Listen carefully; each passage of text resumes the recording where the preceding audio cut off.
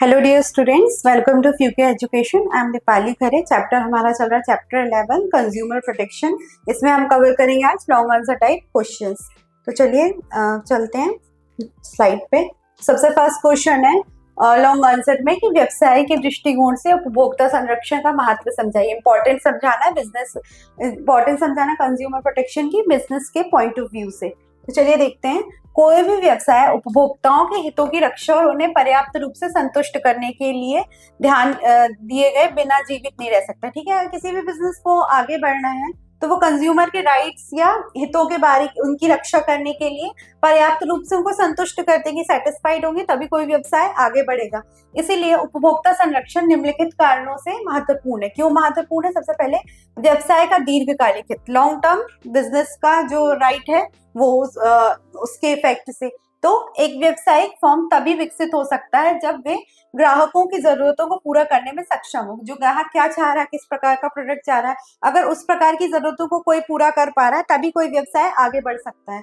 तो व्यवसायिक फर्मों के ग्राहक की संतुष्टि के माध्यम से दीर्घकालिक लाभ अधिकतम करने का लक्ष्य रखना चाहिए। ठीक है, हम लॉन्ग टर्म बिजनेस कर रहे हैं तो लॉन्ग टर्म हमें प्रॉफिट जनरेट हो, दीर्घकालीन लाभ प्राप्त हो, उस लक्ष्य से हमें करना चाहिए। संतुष्ट ग्राहक न केवल बार बार बिक्री को बढ़ावा देते हैं बल्कि संभावित ग्राहकों को अच्छी प्रतिक्रिया भी देते हैं। ठीक है, अगर एक ग्राहक आपके काम से या आपके प्रोडक्ट से खुश है तो वो बार बार आपकी दुकान में आएगा, ना सिर्फ आएगा बार बार आपकी बिक्री करेगा, खरीदेगा, बल्कि दूसरे ग्राहकों को भी उसकी इंफॉर्मेशन देगा और इस प्रकार का व्यवसाय ग्राहक आधार को बढ़ावे में मदद करता है। तो इस प्रकार हमारा बिजनेस जो है वो ग्रो करता है। दूसरा है व्यवसाय समाज के संसाधनों का प्रयोग करता है। ठीक है, तो जो सोसाइटी के रिसोर्सेज हैं, ठीक है, जो सामाजिक प्राणी है मनुष्य भी, तो संस्थान समाज के ही संस्थान रिसोर्सों का प्रयोग करता है। तो व्यवसायिक संगठन उन संस्थानों का उपयोग करता है जो समाज के हैं। ठीक है, जो उन रिसोर्सों का संस्थान का प्रयोग कर रहे हैं जो समाज के हैं, समाज के अंतर्गत आते हैं, क्योंकि उनका दायित्व ऐसे उत्पादों की आपूर्ति करना और ऐसी सेवाएं प्रदान करना है जो सार्वजनिक हित में, जो पब्लिक इंटरेस्ट में है, वही वो उत्पाद खरीदेंगे, बनाएंगे, मांग उठी उसको बनाएंगे और फिर उसको बेचेंगे। तो समाज के ही रिसोर्सों का इंफॉर्मेशन हो गई, लोग हो गए, जानकारी हो गई, क्या ट्रेंड में चल रहा है, उस इंफॉर्मेशन को यूज करके वो सार्वजनिक पब्लिक इंटरेस्ट में ही वो संस्थान उपयोग करते हैं। ठीक है, फिर है सामाजिक जिम्मेदारी। ठीक है, सोशल रिस्पॉन्सिबिलिटी है आपके ऊपर एक। तो एक व्यवसाय के पास विभिन्न हित समूह जैसे कि कर्मचारी, मालिक, सरकार आदि के प्रति सामाजिक जिम्मेदारी। किस किस के प्रति? बिजनेस के जो उसमें पैसा इन्वेस्ट कर रहा है, कर्मचारी जो अंतर्गत काम कर रहे हैं, सरकार हो गई उसके नियम कानून मान रहे हैं, तो उन सबकी जिम्मेदारी होती है। तो व्यवसायिक संगठन उपभोक्ता को सामान बेचकर और सेवाएं प्रदान करके पैसा कमाते हैं। ठीक है, क्या काम है? प्रॉफिट जनरेट करना तो है, लेकिन उसके लिए वो सामान बेच रहे हैं किसी तरीके का, उसी से वो लाभ कमा रहे हैं।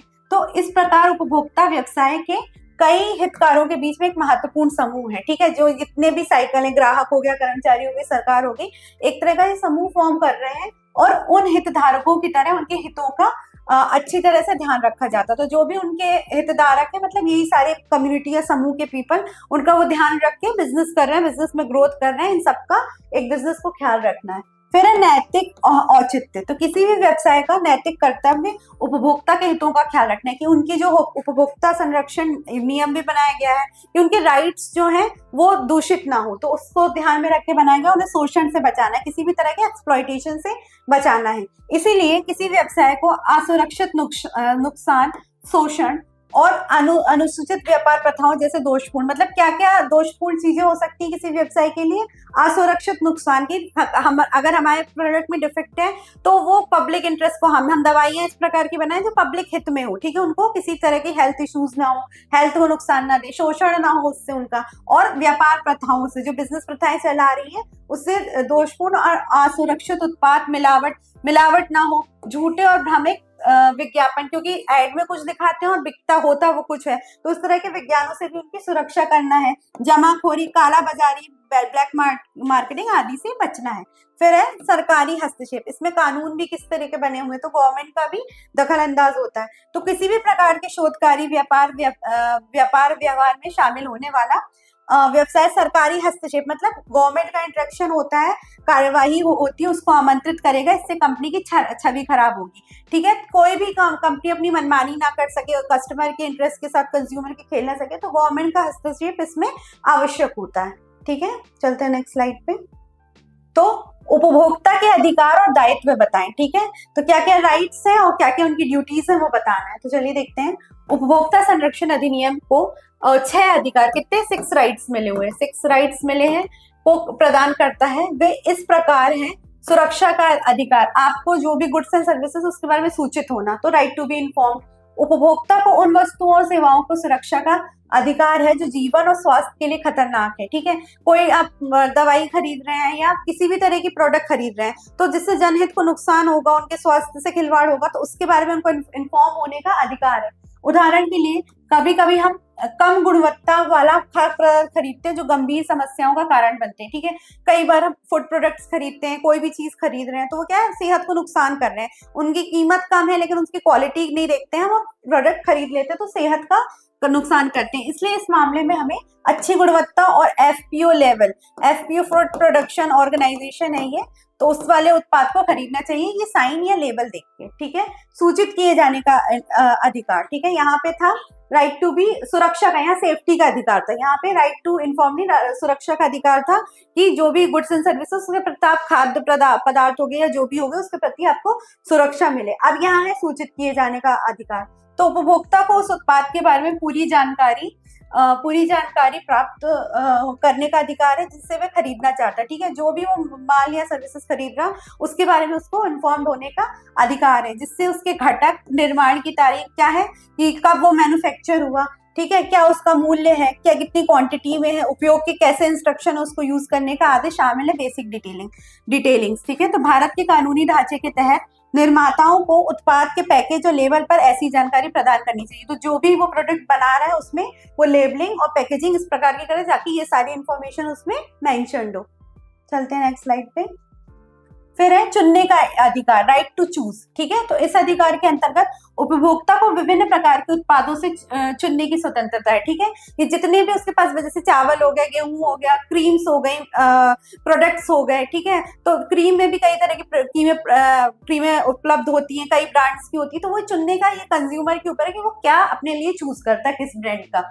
विपणक को विभिन्न कीमतों पर विभिन्न प्रकार के उत्पाद पेश करने चाहिए। ठीक है, जो मार्केटिंग एक्टिविटीज कमर्शियल चल रही है उसमें कई सारे प्रोडक्ट मिलने चाहिए, हर कीमत पे हर तरह की वैरायटी मिलनी चाहिए, और उपभोक्ताओं को चुनाव करने का और सबसे उपयुक्त उत्पाद चुनने की अनुमति होनी चाहिए। ठीक है, तो कंज्यूमर अपने हिसाब से, अपनी राइट के हिसाब से उसको चूज कर सकता है और उस अकॉर्डिंग उसको यूज कर सकता है। सुनवाई का अधिकार, इसको राइट टू हर्ट, की अगर कोई शिकायत है तो उसकी सुनवाई होनी चाहिए। तो उपभोक्ता को शिकायत दर्ज करने और किसी वस्तु और सेवाओं से असंतुष्ट होने पर सुनवाई का अधिकार है। ठीक है, शिकायत कब तब वो दर्ज करेगा जब उसमें कुछ डिफेक्ट है प्रोडक्ट सर्विस में से, तो उसकी शिकायत होगी। इस कारण से कई प्रबुद्ध व्यापारिक फर्म ना अपने स्वयं के उपभोक्ता सेवा और शिकायत प्रकोष्ठ स्थापित किए हैं। तो ठीक है, इसी कारण की वजह से कई सारे जो बिजनेस फर्म्स है उन्होंने खुद के, जैसे ग्रीवियांस सर्विस कस्टमर केयर में होता है कि आपको कोई शिकायत है तो हम आप उस कंपनी के तहत बहुत सारे कंज्यूमर केयर सर्विसेज होती है, उनके अंदर आप शिकायत दर्ज कर सकते हैं। तो उसी के बारे में बात कर रहे हैं। कई गैरकानूनी संगठन और उपभोक्ता संगठन भी उपभोक्ता शिकायतों के निवारण के लिए काम कर रहे हैं। तो बहुत सारे नॉन प्रॉफिट ऑर्गेनाइजेशन भी और कई सारे ऑर्गेनाइजेशन जो ये निराकरण कर सके शिकायतों का, उसके लिए कार्य कर रहे हैं। फिर निवारण का अधिकार, इसको बोलते हैं राइट टू सीक एड्रेसल। ठीक है, राइट टू सीक एड्रेसल। ठीक है, निराकरण, जो शिकायत की थी उसका निराकरण। तो उपभोक्ता संरक्षण अधिनियम उन उपभोक्ता को कई राहत प्रदान करता है, मतलब रिलीफ प्रदान कर रहा है जिनमें उत्पाद का प्रतिस्थापन, उत्पाद में दोष, किस प्रकार की रिलीफ, जिसमें प्रतिस्थापन मतलब उसकी कोई मैन्युफैक्चरिंग डिफेक्ट था, उत्पाद को दूर करने का दोष, उत्पाद को हुई किसी हानि का, उसमें कोई लॉस निकला था या उससे जनहित को कुछ लॉस या हानि हुई थी, उसको मुआवजा देना। तो उस मामले में ये कंपनसेशन हमें प्रोवाइड करेगा, कंपनसेशन प्रोवाइड करता है। ठीक है, चलते हैं नेक्स्ट स्लाइड पे। फिर है उपभोक्ता शिक्षा का अधिकार, राइट टू बी एजुकेटेड। ठीक है, राइट टू एजुकेशन मतलब जो भी गुड्स एंड सर्विसेज आ रही है उसके बारे में आपको शिक्षा या जागरूक किया जाना चाहिए। तो उपभोक्ता को उत्पादों के बारे में जानकारी प्राप्त करने का अधिकार है। ठीक है, जो भी है कि किस तरह की चीजें उसके बारे में शिक्षा या ज्ञान किसी तरह का प्राप्त कर, जागरूकता के लिए प्राप्त होना चाहिए। उन्हें अपने अधिकारों और किसी उत्पाद सेवा के उसकी अपेक्षाओं को कम करने की स्थिति में उनके लिए उपलब्ध राहतों के बारे में होना चाहिए। ठीक है, कि लोगों के एक्सपेक्टेशंस ना बढ़ा के आप उनको सही जानकारी दें जिनसे उनको रिलीफ प्राप्त हो सके। फिर अब उपभोक्ता जिम्मेदारियां किस प्रकार हैं, तो उपभोक्ताओं को वस्तुओं और सेवाओं को खरीदने के लिए उपयोग करते और उपभोक्ता करते समय इन जिम्मेदारियों की तो क्या क्या ड्यूटीज है वो बता रहे हैं। उपभोक्ता को अपने सभी अधिकारों के बारे में पता होना चाहिए, जितने भी उसके राइट्स है उसके बारे में पता होना चाहिए, ये उसकी ड्यूटी है। उपभोक्ता को उत्पाद खरीदते समय सावधान रहना चाहिए, सतर्क रहना चाहिए, राइट टू बी, कि वो क्या खरीद रहा है, क्या मैल प्रैक्टिसेस या ब्लैक मार्केटिंग चल रही है उसके बारे में। उसे वास्तविक शिकायतों के निवारण के लिए शिकायत दर्ज करनी चाहिए, अगर कोई डिफेक्ट है प्रोडक्ट में तो शिकायत करें। उपभोक्ता को एक मानकीकृत वस्तु खरीदनी चाहिए, ठीक है, मेजरमेंट में हो, डिटेलिंग हो, वो वस्तु उनको खरीदनी है। उसे वस्तुओं और सेवाओं की खरीद पर कैश मेमो मांगना चाहिए, बिल वगैरह आपको मांगना है, ये सब आपकी ड्यूटीज में इंक्लूडेड है। ठीक है, तो फिर हमारा थर्ड क्वेश्चन है कि उपभोक्ता संरक्षण के उद्देश्य को प्राप्त करने के लिए विभिन्न तरीके क्या हैं, तो हमें इसके उद्देश्य को प्राप्त करने के तरीके बताने हैं। तो सबसे पहला जो तरीका है इसमें उपभोक्ता संरक्षण के उद्देश्य इस प्रकार है। सबसे पहला, व्यवसाय द्वारा स्वनियमन, ठीक है, बिजनेस द्वारा स्वनियमन होना चाहिए। तो सामाजिक रूप से जिम्मेदार फर्म अपने ग्राहकों से निपटने के लिए नैतिक मानकों और प्रथाओं का पालन करे, ठीक है, जो बेसिक वैल्यूज हैं और जो मेजरमेंट्स हैं, मानक है, उनका पालन करना चाहिए। कई फर्मों ने अपने उपभोक्ताओं की समस्याओं और शिकायतों के लिए निवारण के लिए अपने ग्राहक सेवा और शिकायत कक्ष बनाए। कई सारे जो फर्म्स हैं उन्होंने कंज्यूमर केयर सर्विसेज बनाई रखी कि कस्टमर को कोई शिकायत है उस प्रोडक्ट को लेकर तो वो वहाँ कंप्लेन दर्ज करवा सकते हैं। तो उन्होंने खुद का ही सेल बनाया हुआ है कंज्यूमर, जैसे हम लोग करते हैं कि ये प्रोडक्ट है, उसमें प्रोडक्ट में नंबर लिखा रहता है, उस पर आप कंज्यूमर को कॉल कर सकते हैं, मतलब कस्टमर केयर सर्विसेज का उपयोग कर सकते हैं, उसमें शिकायत दर्ज कर सकते हैं। फिर है व्यावसायिक संघ, तो भारतीय वाणिज्य महासंघ, फिक्की और भारतीय उद्योग सम्मेलन CLI जैसे व्यापार, वाणिज्य और व्यापार के संघों ने अपनी आचार संहिता निर्धारित की। मतलब ये जो ऐसे संघ हैं जिन्होंने खुद के नियम कानून बनाए हुए हैं जो ग्राहकों के साथ उनके व्यवहार में उनके सदस्यों के लिए दिशा निर्देश बताते हैं, तो ये इंस्ट्रक्शंस लागू करते हैं जो ग्राहक है उनके लिए ये उपयोगी साबित होंगे। तो सारे दिशा निर्देश इन संघ के द्वारा दिए गए हैं, FCLI और ये जो फिक्की का नाम का संघ है। थर्ड है उपभोक्ता जागरूकता, ठीक है, अवेयरनेस के बारे में बात कर रहे हैं। तो एक उपभोक्ता जो अपने अधिकारों और राहतों के बारे में अच्छी तरह से जानता है, वह विक्रेताओं द्वारा किसी भी अनुचित व्यापार प्रथाओं या शोषण के खिलाफ असली आवाज उठाने के लिए स्थिति में होगा। कोई इलीगल एक्टिविटी हो रही है, किसी तरह का इलीगल बिजनेस है, उसके लिए जो उपभोक्ता है वो अपनी आवाज उठा सकता है और ऐसी कंप्लेन या अपनी सुरक्षा प्राप्त कर सकता है। तो वही अपने अधिकारों और राहतों के लिए कि उसके राइट्स और रिलीफ्स क्या है उस बारे में जानते हुए अगर वो एजुकेटेड है, वैसे इलीगल उसका वो किसी भी संघ का आवाज उठाने के लिए पर्याप्त है और किसी भी ऐसे संघ का, इलीगल संघ का वो हिस्सा नहीं बनेगा। चलते हैं नेक्स्ट पे, उपभोक्ता संगठन, ठीक है।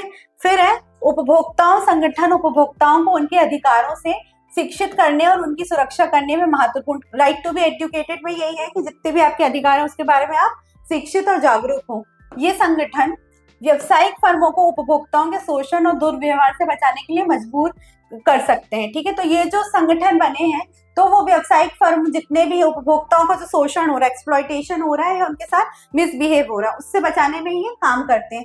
फिफ्थ है सरकार, तो सरकार विभिन्न कानून बनाकर उपभोक्ताओं के हितों की रक्षा करती है, जैसे कंज्यूमर प्रोटेक्शन एक्ट उनमें से एक एक्ट है जो उसने उपभोक्ताओं के अधिकारों की और संरक्षण करने के लिए ये एक्ट बना है। भारत में कानूनी ढांचे में विभिन्न कानून शामिल हैं, जो हमने बहुत सारे एक्ट पिछले भी देखे थे कि मेजरमेंट एक्ट बना है, सेल्स ऑफ गुड्स एक्ट बना है, तो ये सरकार द्वारा पारित किया गया है, लागू किया गया है, जो उपभोक्ताओं को सुरक्षा प्रदान करता है। इनमें से महत्वपूर्ण विधियम उपभोक्ता संरक्षण अधिनियम है 1986 का, जिसको हम पढ़ रहे हैं, कंज्यूमर प्रोटेक्शन एक्ट 1986। यह अधिनियम उपभोक्ता शिकायतों के निवारण के लिए, अब जो भी शिकायतें आ रही है वो कैसे जा रही है, जिला में जा रही है, स्टेट में जा रही है, राष्ट्रीय स्तर पे जा रही है, तो 3 स्तरीय शस्त्र का पालन करता है कि स्ट्रिक्ट ये क्या होगा, डिस्ट्रिक्ट में होंगी आपकी 3 उसमें लेवल पे, फिर स्टेट वाइज, फिर नेशनल, 3 तरह के फोरम बन रहे हैं, उसमें त्रिस्तरीय स्तरीय ढांचा जो है प्रदान करती है जिसमें शिकायतों का निवारण होगा। चलते हैं नेक्स्ट स्लाइड पे। उपभोक्ता संरक्षण अधिनियम 2019 के तहत उपभोक्ताओं के लिए उपलब्ध निवारण तंत्र की व्याख्या करें। ठीक है, तो जो एक्ट हमारा अमेंड हुआ है 2019 में, कंज्यूमर प्रोटेक्शन एक्ट, उसमें क्या क्या उपभोक्ताओं के उपलब्ध निवारण मतलब रिलीफ क्या क्या है, कहाँ कहाँ हम कर सकते हैं कंप्लेन, तो उसके बारे में है। तो उपभोक्ता संरक्षण अधिनियम के तहत उपभोक्ताओं शिकायतों के निवारण के 3 स्तरीय तंत्र, ठीक है, 3 लेवल मैकेनिज्म हमने इसमें बनाया है। ये तंत्र जिला स्तर मतलब डिस्ट्रिक्ट लेवल पे, स्तर मतलब राज्य स्तर, स्टेट लेवल पे, और राष्ट्रीय स्तर मतलब नेशनल लेवल पे काम करता है। और इन्हें क्रमशः जिला उपभोक्ता विवाद निवारण फोरम या जिला फोरम, राज्य उपभोक्ता विवाद, मतलब हम इन स्तर को कैसे जानते हैं, डिस्ट्रिक्ट फोरम, राज्य फोरम और नेशनल फोरम और राष्ट्रीय फोरम उपभोक्ता निवारण आयोग के नाम से जानते हैं। उपभोक्ता संरक्षण अधिनियम के अंतर्गत मशीनरी का संक्षिप्त विवरण इस प्रकार, जो मैकेनिज्म है वो इस प्रकार है। सबसे पहले जिला फोरम, सबसे फर्स्ट क्या आ रहा है हमारा, जिला फोरम आ रहा है। घर पे क्या किस तरह के गुड्स और क्वेश्चंस की शिकायत हम, जो क्वेश्चंस में है वो शिकायत हम कितनी वैल्यू की होनी चाहिए, तो हम कर सकते हैं। तो जिला फोरम की स्थापना प्रत्येक जिले में संबंधित राज्य सरकार द्वारा की गई है। किसने किया है, स्टेट गवर्नमेंट में। ठीक है, इसको किसने स्थापित किया है, स्टेट गवर्नमेंट ने इसके तहत ये इस बोर्ड की, इस फोरम की स्थापना की है। इसमें एक अध्यक्ष और 2 या अधिक सदस्य होते हैं। ठीक है, इसमें कितने, एक कम्युनिटी मेंबर होगा या 2 और मेंबर्स होंगे जिनमें एक महिला होगी। 2 मेंबरों में से एक जो होगी वो महिला होगी। यदि किसी वस्तु या मूल संदिग्ध है और साथ ही जिस मुआवजे का दावा किया गया, मतलब कोई अगर संदिग्ध व्यक्ति वस्तु है और उसका जो कंपनसेशन हमें लेना है, उसका मुआवजे का दावा किया जा रहा है, वह 20 लाख से कम है। कितना है, कहाँ हम कब कंप्लेन कर सकते हैं, इस जिला में जब जो माल और वस्तुओं की जो कीमत है वो 20 लाख से लेस देन 20 लाख है। ठीक है, लेस देन 20 लाख है। ठीक है, तो उपभोक्ता जिला फोरम में शिकायत दर्ज कर सकता है। कितनी है गुड्स एंड सर्विसेज की वैल्यू, कि जो माल और वस्तुओं को अप्लाई जिसकी शिकायत करना है वो 20 लाख के अंतर्गत है, मतलब उससे कम है, तो आप कर सकते हैं। फोरम को शिकायत प्राप्त होती है, वह उसे संबंधित पक्ष को भेज देता है। जैसे उनको एप्लीकेशन मिला तो वो उसके संबंधित जो नेक्स्ट दूसरी पार्टी है उसको भेज देता है, जिसपे हमने केस किया है, जिसके खिलाफ शिकायत दर्ज की गई है। प्रशिक्षण और रिपोर्ट पर विचार करने और दोनों संबंधित पक्षों को सुनने के बाद, ठीक है, तो जो रिजल्ट आया उसका प्रशिक्षण हुआ, निरीक्षण हुआ, उसको जांच पड़ताल हुई, उसके पास जो रिपोर्ट आई तो सुनने के बाद निर्णय आदेश पारित करता है। ठीक है, तो अब ये सब सुनने और जांच परख के बाद एक आदेश दिया जाता है। इसके अलावा यदि शिकायत दर्ज करने वाला पक्ष आदेश से संतुष्ट नहीं है, ठीक है, जो पार्टी जिसने विक्टिम पार्टी है, जिसने अप्रोच किया था, शिकायत की थी, वो उससे संतुष्ट नहीं किसके आदेश से, जिला फोरम के, तो वो कहाँ अप्रोच कर सकती है, अपील कहाँ कर सकती है, निर्णय पारित होने के 30 दिनों के भीतर राज्य आयोग में। अपील कहाँ होगी, 30 डेज के अंदर राज्य आयोग में वो अपील कर सकती है, अगर इसके फैसले से वो संतुष्ट नहीं है। चलते हैं नेक्स्ट स्लाइड पे। राज्य आयोग, अब हमारा ये क्या है, स्टेट फोरम। ठीक है, तो राज्य सरकार उपभोक्ता शिकायतों के निराकरण के लिए राज्य आयोग का गठन करती है। जिला फोरम की तरह राज्य आयोग भी एक अध्यक्ष, जो उच्च न्यायालय का न्यायाधीश, इसमें कौन कौन से मेंबर होंगे, एक मेंबर होना चाहिए जो जज हो, कहाँ का, उच्च न्यायालय का। ठीक है, हाई कोर्ट का रह चुका हो, मतलब उसको ये एक्सपीरियंस हो, और 2 या अधिक सदस्य होते हैं। ठीक है, 2 और मोर मेंबर्स होंगे, जिनमें से एक महिला होगी। ठीक है, जिनमें से कौन है, एक महिला है। राज्य आयोग में उपभोक्ता द्वारा शिकायत दर्ज की जा सकती है यदि प्रश्नगत वस्तुओं सेवाओं का मूल्य का दावा किया जा रहा मुआवजा 100% से अधिक है, तब आप इसमें शिकायत कर सकते हो। जो माल और वस्तुओं की कीमत है 100% डिफेक्टिव में है या 100% से अधिक है, तो अब क्या हो सकती है, 20 LAHBUTU में SBTH 20 LB 1 करोड़ तक की राशि का जुर्माना लगाया जा सकता है। ठीक है, राशि क्या हो सकती है, 1 करोड़ तक की हो, लेकिन 10 करोड़ से कम हो। ये नए एक्ट में अमेंड हुआ है कि कितनी, 1 करोड़ के ऊपर हो और 10 करोड़ से कम हो, लेस देन 10 करोड़। तब आप ये उस राशि का जो है मूल्यांकन करके उन गुड्स एंड सर्विस के, तब आप कहाँ, राज्य फोरम में शिकायत दर्ज कर सकते हैं। शिकायत प्राप्त होने के बाद आयोग शिकायत को उस पक्ष को भेज देता है जिसके खिलाफ शिकायत दर्ज की गई। तो जो नेक्स्ट दूसरी पार्टी जिसके खिलाफ हमने केस किया है उसको सूचना देते हैं कि आपके खिलाफ केस किया गया है। यदि आवश्यक हो तो माल के नमूने प्रयोगशाला में प्रशिक्षण के लिए भेजे जाते हैं, सैंपल्स भेजे जाते हैं लेबोरेटरी में प्रशिक्षण करने के लिए। रिपोर्ट के प्रशिक्षण पर विचार करने और संबंधित पक्षों की सुनवाई के बाद, जब रिपोर्ट आ गई, उसका रिजल्ट आ गया, उस पर वो विचार करेंगे और उसकी जो विचार करने के बाद संबंधित दोनों पक्षों की सुनवाई होगी। करने के बाद आयोग आदेश पारित करेगा, तो एक ऑर्डर देगा। निर्णय के 30 दिनों के भीतर आयोग के आदेश के खिलाफ राष्ट्रीय आयोग में समक्ष अपील दायर की सकती है। अगर आप इनके निर्णय से राज्य आयोग के निर्णय से संतुष्ट नहीं है तो आप 30 दिनों के भीतर राष्ट्रीय फोरम में अपील कर सकते हैं। फिर है राष्ट्रीय आयोग, इसको हम बोलते हैं नेशनल फोरम। तो नेशनल फोरम का गठन केंद्र सरकार, किसने किया है इसका गठन? केंद्र, सेंट्रल गवर्नमेंट ने, ठीक है, सेंट्रल गवर्नमेंट ने किया है।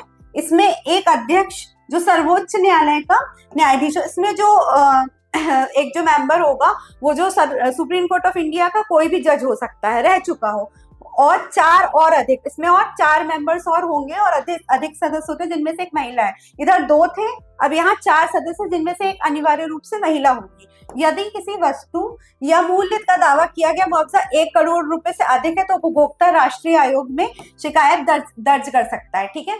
यहाँ पे यहाँ पे जो था नेशनल फोरम पे राज्य आयोग में, यहाँ 20 लाख के ऊपर था, ठीक है, 20 लाख के ऊपर है अगर कोई गुड्स सर्विसेज का, तो वो नेशनल फोरम जिला राज्य फोरम में कर सकता था। नेशनल में अगर 1 करोड़ से, जो गुड्स वैल्यूज की सर्विसेज है 1 करोड़ से ऊपर है, ठीक है, 1 करोड़ से अबव है, ठीक है, तो वो यहाँ शिकायत दे सकते। यहाँ 20 लाख के ऊपर है, 20 लाख के ऊपर है लेकिन 1 करोड़ के नीचे है, तो हम कहाँ जाएंगे? राज्य आयोग में। ये यहाँ पे थोड़ा ये हुआ था, यहाँ पे कुछ मिस स्टेटमेंट हुआ है, तो क्या है, 20 लाख के ऊपर होनी चाहिए तब आप जा सकते हैं, ठीक है। 20 लाख के नीचे हम कहाँ जा रहे थे? जिला में। 20 लाख के ऊपर हम कहाँ जाएंगे? राज्य फोरम में। और अगर 1 करोड़ के ऊपर है तो कहाँ जा रहे हैं हम? राष्ट्रीय फोरम में शिकायत दर्ज करनी, ठीक है, शिकायत दर्ज कर सकते हैं। नमूना प्रमाणों को संदर्भित करना तथा संबंधित पक्ष की सुनवाई के पश्चात, ठीक है, जो सैंपल्स भेजे थे उनको अगर लेबोरेटरी से जांच हो गई और दोनों पक्ष की सुनवाई हो गई है, आयोग आदेश पारित करेगा, ठीक है, ऑर्डर्स देगा। यदि पीड़ित पक्ष आदेश से संतुष्ट नहीं है तो सर्वोच्च न्यायालय में अपील दायर कर सकता है। अब अगर कोई नेशनल फोरम के ऑर्डर से संतुष्ट नहीं है, सेटिस्फाइड नहीं, तो वो कहाँ कंप्लेन करेगा? सुप्रीम कोर्ट ऑफ इंडिया में अपील कर सकता है, कंप्लेनिंग अपील कर सकते हैं, ठीक है। शिकायत माल की कितनी? 1 करोड़ के ऊपर होने चाहिए, यहाँ 20 लाख के ऊपर, और 20 लाख से नीचे हम कहाँ जाएंगे? जिला फोरम में, ठीक है, शिकायत दर्ज करने। अपील हर एक ऊपर स्तर पे होगी। अगर यहाँ नेशनल फोरम से आप संतुष्ट नहीं है आदेश से, तो अपील कहाँ करेंगे हम? सुप्रीम कोर्ट ऑफ इंडिया में। चलते हैं नेक्स्ट क्वेश्चन पे। उपभोक्ता हितों की रक्षा और संवर्धन में प्रयोग संगठनों, गैर कानूनी संगठन की भूमिका, नॉन फॉर प्रॉफिट ऑर्गेनाइजेशन की भूमिका हमें बताना है। तो उपभोक्ता संगठन और गैर सरकारी संगठन उपभोक्ताओं के हितों की रक्षा और संवर्धन में महत्वपूर्ण भूमिका निभाते हैं, ठीक है। तो कंज्यूमर प्रोटेक्शन और सरकारी संगठन जो गवर्नमेंट ऑर्गेनाइजेशन है, ये उपभोक्ताओं के हितों के लिए महत्वपूर्ण भूमिका निभा रहे हैं। कुछ महत्वपूर्ण गैर कानूनी संगठन और उपभोक्ता संगठन में उपभोक्ता समन्वय परिषद, ठीक है, समन्वय परिषद आ जाएगा, कॉमन कॉज आ जाएगा, ठीक है, कॉमन कॉज देखते हैं, उपभोक्ता संरक्षण परिषद, ये सारी परिषदों की स्थापना की गई है जो हितों की रक्षा करेंगी, ठीक है। तो उपभोक्ता संघ, ठीक है, कंज्यूमर कम्युनिटी, मुंबई ग्राहक पंचायत आदि शामिल है। तो इसमें ये सारे संघ शामिल है। तो उपभोक्ताओं के हितों की सुरक्षा के संबंध में इन संगठनों द्वारा किए जाने में कार्य, अब ये क्या क्या वर्क करते हैं, ये सारे जो संगठनों के नाम हमने, कॉमन कॉज, उपभोक्ता, मुंबई ग्राहक पंचायत, ये किस तरह के कार्य करते हैं? तो चलिए देखते हैं। सबसे पहले उपभोक्ता शिक्षा, एजुकेट करते हैं, ठीक है, एजुकेशन। तो गैर कानूनी संगठन और उपभोक्ता संगठन दोनों मिलके नॉन फॉर प्रॉफिट ऑर्गेनाइजेशन और कंज्यूमर जो ऑर्गेनाइजेशन है, वो विभिन्न प्रशिक्षण कार्यक्रमों और कार्यशालाओं के माध्यम से उपभोक्ताओं को उनके अधिकारों के बारे में शिक्षित करते हैं। कई सारे ट्रेनिंग प्रशिक्षण प्रोग्राम्स करते हैं जिनके माध्यम से उनके हितों की सुरक्षा के बारे में ज्ञान देते हैं। सेकेंड है पत्रिकाएं प्रकाशित करना, वो मैगजीन पब्लिश कर रहे हैं। तो ये विभिन्न उपभोक्ता समस्याओं, उपलब्ध कानूनी उपयोगों और अन्य ऐसे मामलों के बारे में ज्ञान और जागरूकता फैलाने के लिए पत्रिकाएं और अवधिक प्रकाशन करते हैं, ठीक है। शॉर्ट टर्म मैगजीन्स निकालते हैं या लेख निकालते हैं। मैगजीनों के माध्यम से वो क्या बताते हैं कि उपायों को, क्या क्या आपके पास उपाय हैं, और उन मामलों को केसेस बताते हैं जिससे उपभोक्ता जागरूक हो सकता है, पढ़ सकता है। कानूनी सहायता, आप लीगल सर्विसेज ले सकते हैं, ठीक है। तो ये उपभोक्ताओं को कानूनी सहायता भी प्रदान करते हैं और उन्हें उपयुक्त निवारण प्राप्त करने में मदद करते हैं, ठीक है। रिलीफ कहाँ मिलेगा, किस स्तर में आपको जाना चाहिए, क्या आपकी गुड्स एंड सर्विसेज की वैल्यू, आप कहाँ पे क्लेम कंपनसेशन प्राप्त कर सकते हैं, रिलीफ कैसे क्लेम कर सकते हैं, उसके बारे में बताते हैं। शोषण के विरुद्ध ठीक है, विरोध को प्रोत्साहित करना, जो शोषण हो रहा है कंज्यूमर का, एक्सप्लॉइटेशन हो रहा है उसके प्रति आप कहाँ विरोध उसका जो है आक्रोश है उसको कैसे आप प्रोत्साहित कर सकते हो। तो वो उपभोक्ताओं को किसी भी प्रकार के शोषण और अनुचित व्यापार प्रथाओं के विरुद्ध विरोध करने के लिए कि कोई भी लीगल एक्टिविटी हो रही है, ऐसा बिजनेस हो रहा है जो सोसाइटी जनहित के या पब्लिक इंटरेस्ट के लिए हानिकारक है, उसके खिलाफ आप विरोध कर सकते हैं। फिर है शिकायत दर्ज करने में सहायता। आप कहाँ शिकायत दर्ज कर सकते हो, उसमें हेल्पलाइन नंबर्स या हेल्प करने में सहायता। ये उपभोक्ताओं को उचित मंचों पर शिकायत दर्ज करने के लिए प्रोत्साहित करते तथा उनकी ओर से शिकायत दर्ज करते। ठीक है, जितने भी मंच है कि आप कहाँ कहाँ जा सकते हो, जिला फोरम जा सकते हो, नेशनल जा सकते हो, डिस्ट्रिक्ट जा सकते हो, तो उसके बारे में ही जानकारी देते हैं। पहल करना, अप्रोच करना, तो वे न केवल उपभोक्ताओं को शिकायत दर्ज करने के लिए प्रोत्साहित करते हैं बल्कि जनता के सामान्य हितों के मामले में मामले दर्ज करने में स्वयं की पहल करते हैं। वो सिर्फ प्रोत्साहित करते हैं कंज्यूमर को, बल्कि जनता जो पब्लिक इंटरेस्ट में जिस किसी को भी नुकसान हो रहा है या पब्लिक हेल्थ या सेफ्टी के अगेंस्ट है, तो उन मामलों में खुद भी पहल करते हैं, मतलब खुद भी अपनी तरफ से शिकायत दर्ज कर सकते हैं कोई भी आवेदन भेज के। ठीक है, उत्पादों की गुणवत्ता पर प्रशिक्षण, बेस्ट क्वालिटी जो प्रोडक्ट है उसका प्रशिक्षण करना। तो ये प्रयोगशाला में विभिन्न उत्पादों के लिए गुणवत्ता प्रशिक्षण करने और परिणाम प्रकाशित करते हैं। ये संघ ये भी करते हैं कि लेबोरेटरीज में प्रोडक्ट को भेजते हैं और उनका प्रशिक्षण कराते हैं, निरीक्षण कराते हैं, उसका रिजल्ट बताते हैं, उसका जो भी परिणाम निकलता है वो बताते हैं, फिर उसको उस तरीके से प्रकाशित करते होंगे कि किस प्रकार के हैं, ये कैसे इफेक्ट कर सकते हैं। ठीक है, उनका रिजल्ट बताते हैं। So thank you very much for watching. अगर आपको वीडियो पसंद आया तो लाइक करें, शेयर करें, सब्सक्राइब करें, कमेंट करके बताएं कि अब आप इससे रिलेटेड और क्या जानकारी चाहेंगे। So thank you very much for watching. Thank you very much.